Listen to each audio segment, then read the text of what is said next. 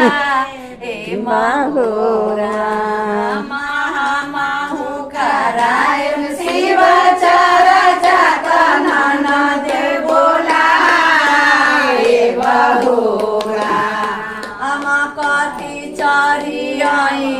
नदिया त कथी चरण दोषिया होरा हम कथी चरियाई नदिया त कथी चरण दोषिया होरा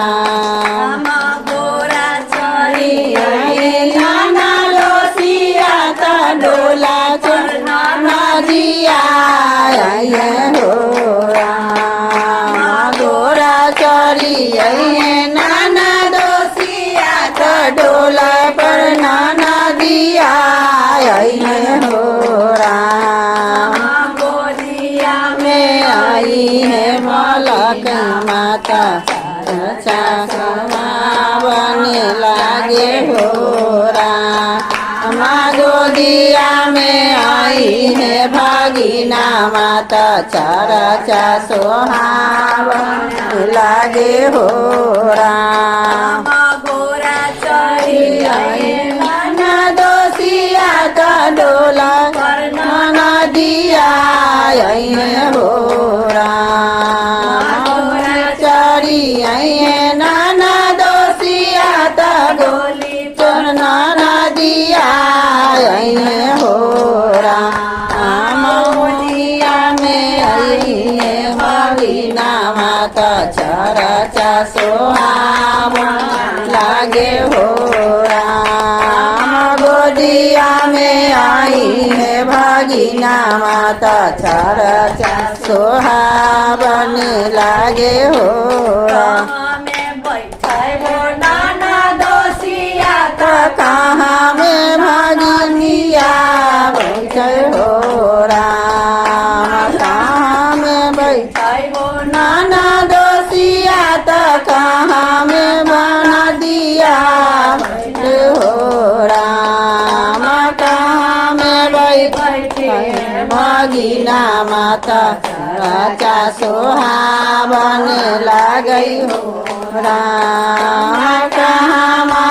बैठे भागिना माता चरचा सोहावन लागई होरा पर बैठे नाना दोषिया त नाना दिया बैठे होरा मधुरा पर बैठे नाना दोषिया त चर्चा में नाना दिया बैठे होरा गोदिया में बैठी भागिना माता चरचा सोहावन लागई होरा गोदिया में बैठी भागिना माता चरचा सोहावन लागई होरा दोषिया के देवई न घोरावा त नंदो के झुमा कावा देवन होरा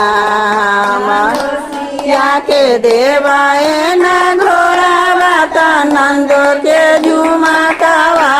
देवन होरा नमा के देवन हनुमान जी चरचा सोहावन लागे होरा हम भगिना के देवन हनुमान गीता चरचा सोहावन लागे होरा।